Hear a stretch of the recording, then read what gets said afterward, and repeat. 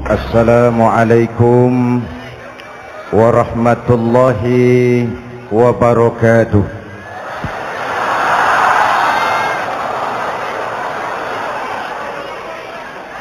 Alhamdulillahillazi anzalal Qur'an hudan linnasi wa bayyinatin minal huda wal furqan. Wassalatu wassalamu ala asyrafil anam wa ala alihi wa ashabihil kiram, amma ba'du. Saudara-saudara hadirin yang saya hormati, yang berbahagia,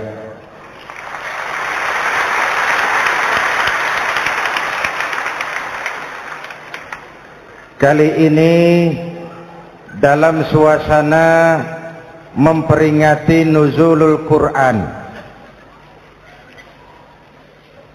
setiap penganut agama mempunyai kitab-kitab yang suci atau dianggap sebagai suci. Semua agama. Orang Nasrani punya kitab Injil. Orang Yahudi punya kitab Taurat. Orang Hindu punya kitab Weda. Orang Buddha punya kitab Tripitaka. Pengikut Konghucu punya kitab Tao Te Ching. Orang Majusi pengikut Zoroaster punya kitab Zen Avesta.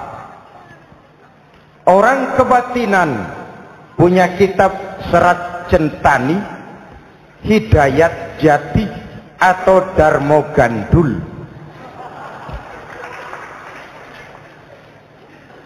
Kita umat Islam oleh Allah diberikan Al-Quran yang kita yakini sebagai kitab suci.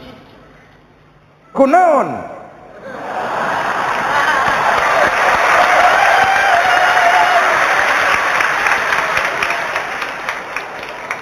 Apa kunaon itu? Kenapa sih kita yakin Quran itu kitab suci? Pertama, ajarannya sesuai dengan fitrah manusia. Suatu kitab dinamakan suci kalau konsep ajarannya sesuai dengan fitrah. Contoh, ini laki-laki ini seneng nggak sama perempuan? Normal. Kalau nggak seneng saya ragu-ragu itu. Perempuan seneng nggak sama laki-laki?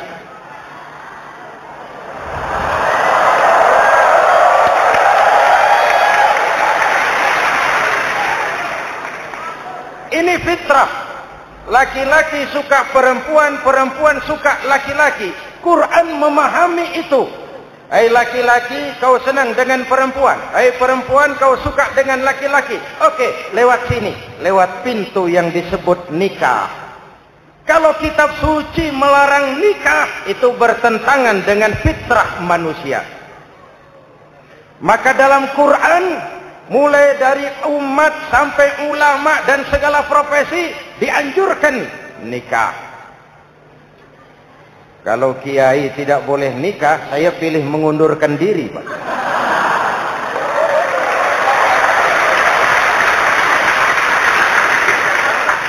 Itu bertentangan dengan fitrah. Lagian mubazir dikasih perabotan nggak dipakai.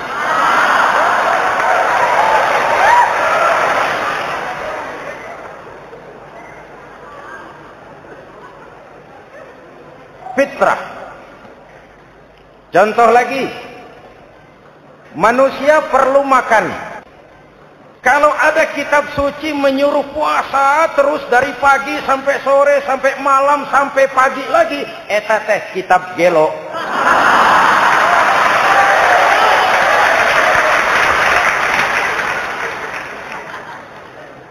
Quran sesuai dengan fitrah. Puasa mulai dari imsak sampai datang waktu maghrib. Puasa ngebleng Dari pagi sampai sore sampai malam merusak kesehatan. Malam berpuasa boleh bergaul dengan istri. Kenapa? Fitrah. Kalau siang tidak boleh, malam tidak boleh, sebulan penuh panas kepala.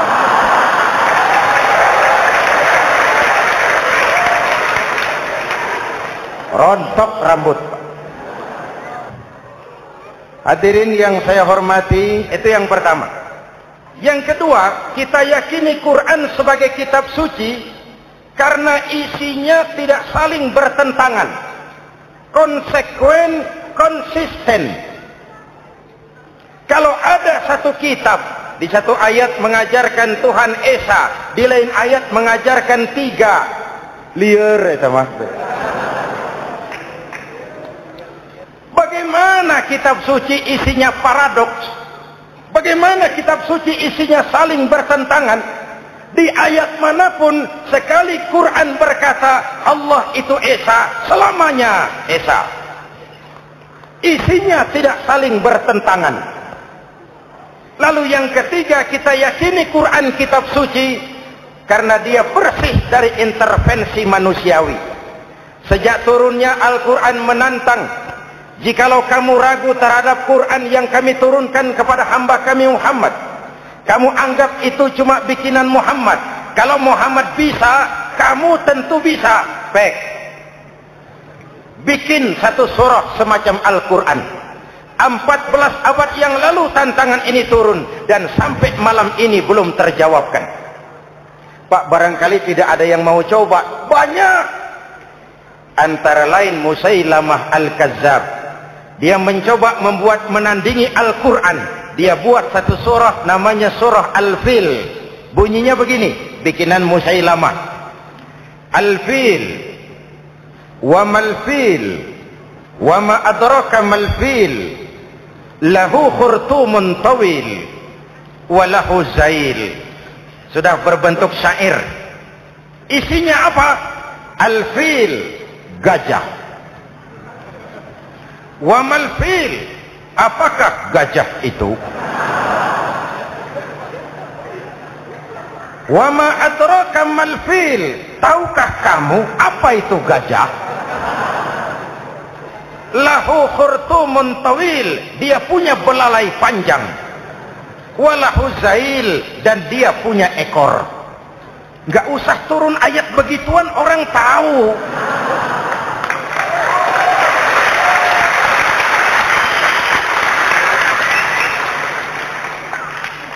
Kalau redaksi mendekati, maka isi jauh panggang dari api. Kitab suci bersih dari campur tangan manusiawi. Maka Al-Quran, ke bahasa apapun dia diterjemahkan, naskah aslinya tetap ikut. Dia boleh diterjemahkan ke bahasa Sunda, bahasa Jawa, bahasa Padang, bahasa Inggris, bahasa Jerman, bahasa Belanda, naskah aslinya tetap ada. Kenapa? Bahasa ke bahasa perbedaannya sering frontal. Kalau dari gelas menjadi gelas, eta mah caket. Dari lem menjadi lampu, itu masih serumpun. Tapi cokot Sunda dengan cokot Jawa, itu jauh bedanya. Atos Sunda dengan atos Jawa, itu jauh. Ulama Sunda sama ulama Jawa nggak pernah akur kalimat atos ini.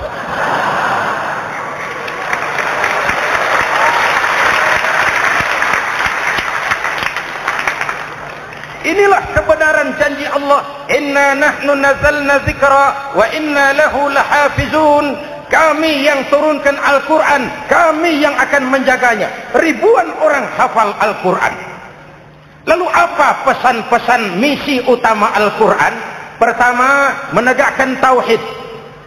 Ini yang lebih dahulu.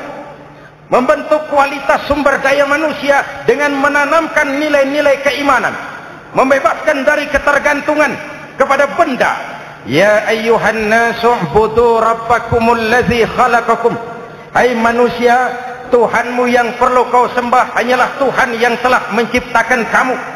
Jangan menyembah Tuhan yang tidak pernah menciptakan kamu. Mengapa kau menyembah harta padahal dirimu lebih berharga dari harta?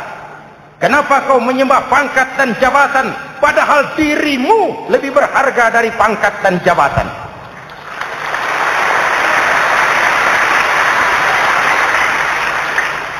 Diajak rasio berpikir, Tuhanmu yang perlu kau sembah hanyalah Tuhan yang menciptakan kamu. Dan Tuhan yang menciptakan kamu itu Tuhan yang lam yalid walam yulad, yang laisa kamislihi syai'un, dan itulah Allah Subhanahu wa taala. Ayo orang teh, ayeuna teh. Boleh pakai teh? Ayeuna teh, kita teh. Kalau kepada syirik jali, syirik yang terang-terangan, insya Allah tidak. Nyata-nyata menyembah berhala, tidak. Nyata-nyata menyembah pohon, tidak. Nyata-nyata berkeyakinan Tuhan lebih dari satu, tidak. Tapi kita sering terjebak pada syirik kecil, syirik khafi, syirik yang tersamar. Saya sejak pakai cincin ini, jangankan anak gadis, nenek-nenek ngelihat saya cincin. Jangankan anak gadis, nenek-nenek lihat saya lemes. Cincin. Ini saya sejak ada perkutut di rumah ini dagang lancar perkutut. Ini Ramadan, bulan penempaan nilai-nilai keimanan. Misi utama Quran menegakkan tauhid, memerangi kemusyrikan, membebaskan manusia dari ketergantungan kepada benda. Dari situ kualitas sumber daya manusia dimulai. Saya sering ungkapkan selama ini sistem pendidikan kita cuma mengisi otak, bukan membentuk watak. Otak diisi segala macam ilmu, tapi hati kosong, agama rapuh, akhirnya moral rendah. Muncul manusia-manusia yang pintar, cuma sayang tidak benar. Indonesia kita bangkrut, Indonesia kita terpuruk, Indonesia kita sakit sekarang ini, kan ulahnya orang-orang yang pintar tapi tidak benar.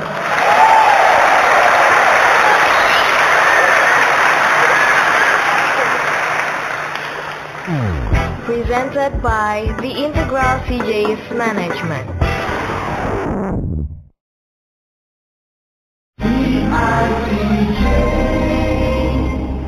Dan kalau saya bicara kayak begini, ini bukan pidato politik, ini nurani. Politik naon kadut.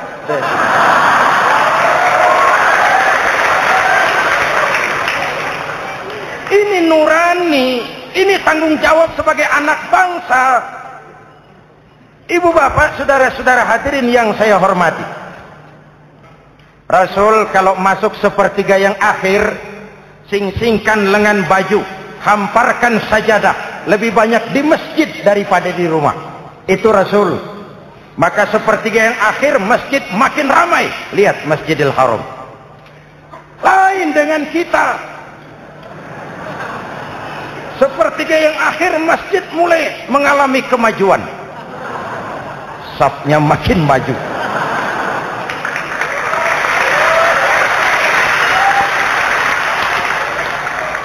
Pasar ramai, terminal beludak. Padahal sepertiga yang akhir itu puncak. Padahal di situ nilai tambah.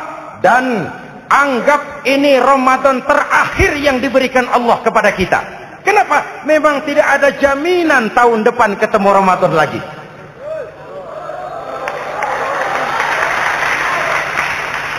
Anggap ini Ramadan terakhir yang diberikan Allah kepada kita. Tidak ada jaminan tahun depan Ramadan akan ketemu lagi. Tidak ada jaminan. Manfaatkan peluang ini untuk melakukan pemutihan. Semua kita melakukan introspeksi. Tidak tahu kita Ramadan tahun depan nanti masih ketemu apa tidak. Sebagaimana kita tidak tahu kita masih hidup atau tidak. Hadirin yang saya hormati. Misi kedua Al-Quran, persaudaraan, kebersamaan atas dasar keadilan dan kebenaran. Manusia bersuku-suku, ya. Manusia berbangsa-bangsa, memang. Itu diakui oleh Al-Quran. Inna khalaqnakum min dzakari wa untha wa ja'alnakum syu'uban wa qabaila. Kami ciptakan kamu dari laki-laki dan perempuan. Kami jadikan kamu bersuku-suku dan berbangsa-bangsa. Apa tujuannya? Agar kamu saling mengenal satu dengan yang lain. Persaudaraan, kebersamaan atas dasar keadilan dan kebenaran. Yang terlepas dari ras. Dari manapun orang datang, apapun warna kulitnya, dari suku apapun ia dilahirkan, kalau akidahnya sama, itu kan saudara kita.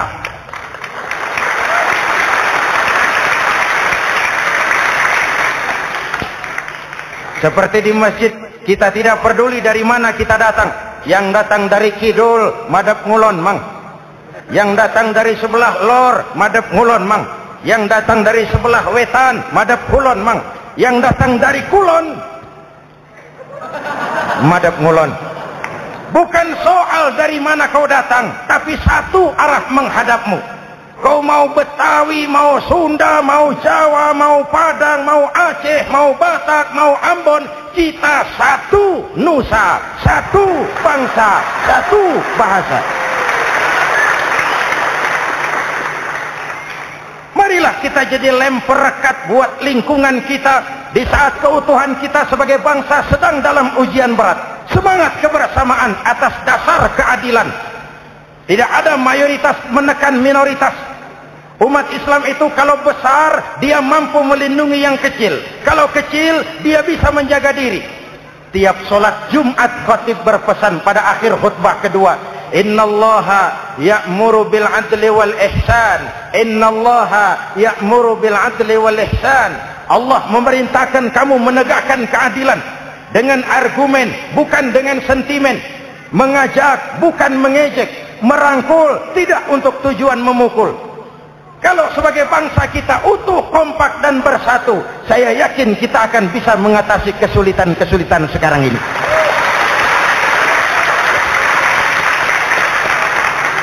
Kan kita prihatin kadang-kadang tawuran antar desa, antar RT, antar RW, antar kecamatan, sampai antar elit di atas.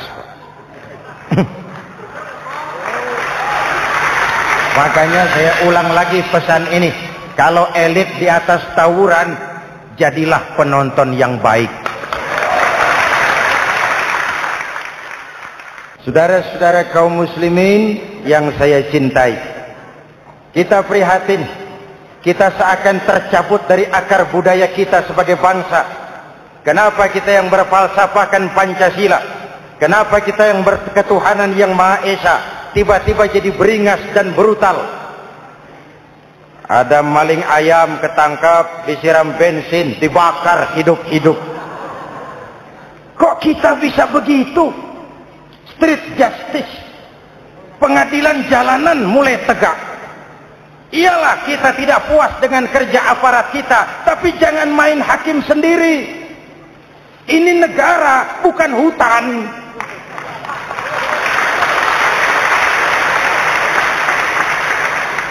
Jangan mencegah kemunkaran dengan menegakkan kemunkaran baru.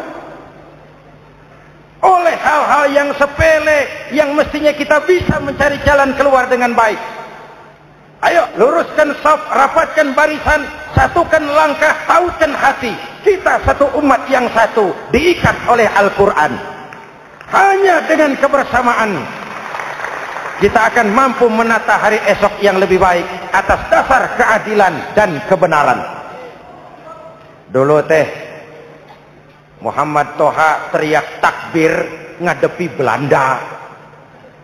Bung Tomo teriak takbir ngadepi Belanda. Ayeuna takbir ngadepi batur sadulur salembur. Nanaonan.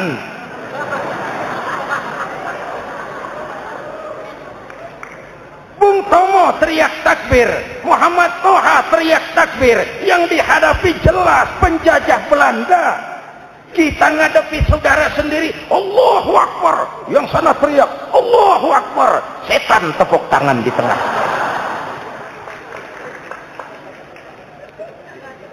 Yuk, kita rukun yuk. Kita kompak yuk. Kita bersatu yuk. Kita pulang yuk.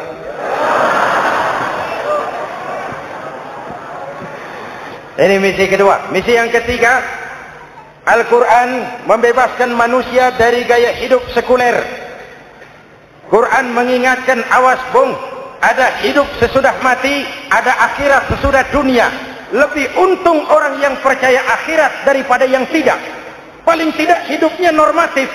Contoh, saudara yakin akhirat ada, lalu saudara hidup baik-baik, menjauhi yang munkar, meninggalkan yang haram, saudara sujud, puasa, jihad, lalu saudara mati. Setelah mati ternyata akhirat tidak ada. Tidak ada ruginya. Paling kurang kita sudah dicatat sebagai orang baik. Sebaliknya, saudara tidak percaya sama akhirat, lalu hidup seenaknya, judi, mabuk, zina, nipu orang, korupsi, tenggelam dalam kemunkaran, lalu mati. Setelah mati ternyata akhirat ada. Baik, kemana anjen? Lebih untung orang yang percaya akhirat ketimbang yang tidak. Hidupnya ada rem. Iya Pak, saya kepengen banyak uang, tapi kalau main judi nanti di akhirat bagaimana? Iya, saya kepengen jadi orang kaya, tapi kalau korupsi, nipu orang, buka peternakan tuyul, nanti di akhirat bagaimana? Gaya hidup yang berkeseimbangan. Ada hidup sesudah mati dan ada akhirat sesudah dunia. Yang keempat, Quran membebaskan manusia dari belenggu kebodohan. Quran ayat yang pertama turun sudah berkata, Iqra, baca, kamu jangan jadi bodoh. Kebodohan menimbulkan kemiskinan, kemiskinan mendekatkan kepada kekufuran. Yang kelima, ini kado buat ibu-ibu, Quran mengangkat harkat, derajat dan martabat kaum wanita. Sebelum Quran turun, sebelum Islam datang, nasib wanita sangat menyedihkan. Dilahirkan hanya untuk melahirkan. Kalaupun berperan, peranannya tidak lebih segitiga. Dapur, sumur, kasur. Kasur, sumur, dapur. Dapur, sumur, kasur. Wanita dilecehkan, sekadar alat pemuas nafsu. Datang Islam, Rasul terenyuh. An-nisa imadul bilad. Wanita adalah tiangnya negara. Jikalau baik wanita, baik negara. Jikalau rusak wanita, hancur negara. Karena wanita, negara jaya.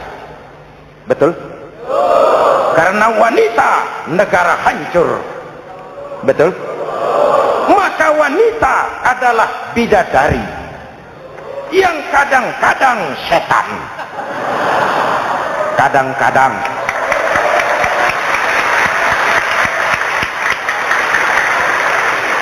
Ini yang hadir di sini bidadari semua. Ibu bapak, saudara-saudara hadirin yang saya hormati. Lalu bagaimana sikap kita terhadap Al-Quran? Quran sendiri menjelaskan, "Thumma awrasnal kitab allazina istafaina min ibadina." Kemudian kami wariskan kitab Al-Quran yang kami pilih buat hamba-hamba kami yang terpilih. Luar biasa. Umatnya umat pilihan, Rasulnya Rasul pilihan, kitabnya pun kitab pilihan. Kami wariskan Al-Quran kepada hamba-hamba kami yang kami pilih. Bagaimana sikap mereka setelah menerima Al-Quran? Terbagi tiga. Pertama, faminhum zalimun linafsihi. Di antara mereka ada yang setelah menerima Al-Quran lalu zalim kepada dirinya sendiri. Diterimanya Al-Quran dengan lidahnya, tapi ditolak dengan perbuatannya. Mulutnya menjunjung Al-Quran, perbuatannya menginjak Al-Quran. Quran bilang ke barat, dia pergi ke timur. Quran bilang ke selatan, dia berangkat ke utara. Quran bilang haram, dia terjang. Quran bilang halal, dia tidak mau. Orang seperti itu tidak zalim kepada Allah, tapi zalim kepada dirinya sendiri. Apa kalau kita tidak sholat, Allah rugi? Apa kalau kita tidak bayar zakat, Tuhan bangkrut? Apa kalau sedunia tidak ada yang sujud, Tuhan berhenti jadi Tuhan? Kita mau lakon apa, Allah tetap Allah. Kau mau jadi orang baik-baik, mau jadi bajingan paling tengik, mau jadi orang soleh, mau jadi orang salah, Allah tetap Allah. Kita hanya zalim kepada diri kita sendiri. Ini kelompok pertama, menerima Quran dengan ucapannya, tapi menolak dalam perbuatannya. Mudah-mudahan kita yang termasuk golongan ini. Amin. Yang kedua, wa minhum muqtasid. Di antara mereka ada yang menerima Quran 50-50. Separuh-separuh. Yang enak dilaksanakan, yang berat ditinggal. Padahal pada sisi lain Quran mengajarkan masuklah ke dalam Islam secara total. Kafah, jangan separuh-separuh. Ini watak munafik. Kalau dilihat Islam menguntungkan, rame-rame teriak Islam.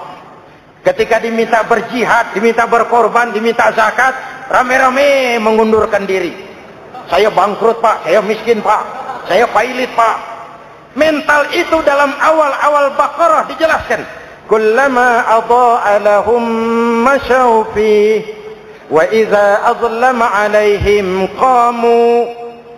Kalau terang mereka berangkat, kalau gelap mereka mandek. Itu ciri orang munafik beragama. Kalau Islam menguntungkan, rame-rame teriak Islam. Ketika diminta berjihad, berkorban, berjuang, rame-rame mengundurkan diri. Muqtasid. Golongan yang ketiga, ini yang ideal. Wa minhum sabiqum bil khairati biiznillah. Di antara mereka ada yang setelah menerima Al-Quran lalu berlomba-lomba mengamalkannya, berlomba-lomba melaksanakannya. Jangan sampai yang baca Quran dengan suara merdu dapat piala, yang mengamalkan Quran dengan konsekuen dapat penjara.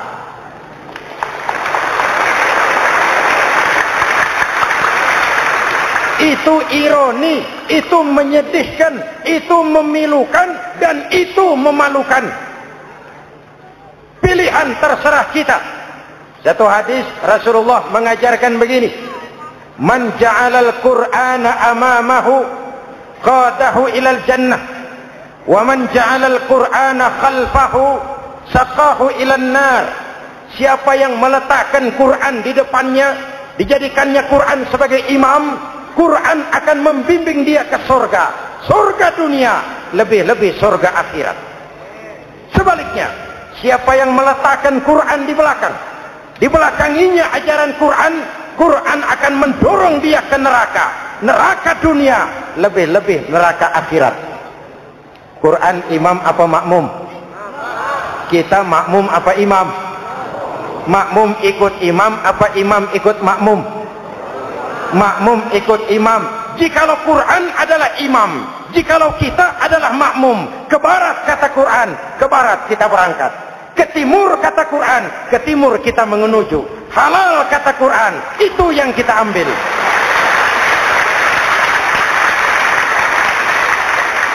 Mari kita jadikan Ramadan sebagai bulan di mana sedikit demi sedikit kita berupaya kembali menjadi generasi yang Qurani. Rasulullah pernah ditanya, kalau Tuhan wafat ya Rasul, kemana kami minta nasihat? Aku tinggalkan kamu dua nasihat. Satu yang diam saja, satu yang bisa bicara. Yang bisa bicara apa ya Rasul? Al-Quran. Minta nasihat Quran. Yang diam saja apa ya Rasul? Maut. Dalam hidup ada dua nasihat. Nasihat yang bisa bicara, Al-Quran. Nasihat yang diam saja, maut. Mau dagang, minta nasihat Quran. Mau bertetangga, minta nasihat Quran. Itu nasihat. Nasihat yang kedua, diam saja, tahu-tahu datang maut. Makanya anggap ini Ramadan terakhir yang diberikan Allah kepada kita, karena tahun depan tidak ada jaminan kita bertemu Ramadan. Manfaatkan 10 yang akhir untuk meningkatkan nilai ibadah kita kepada Allah Subhanahu wa taala.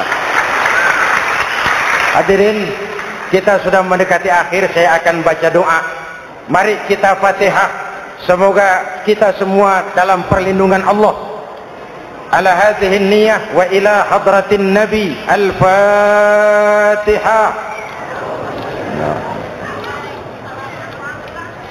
صراط الذين أنعمت عليهم غير المغضوب عليهم ولا الضالين آمين. بسم الله الرحمن الرحيم. ربنا آتنا في الدنيا حسنة وفي الآخرة حسنة وقنا عذاب النار. والسلام عليكم ورحمة الله وبركاته.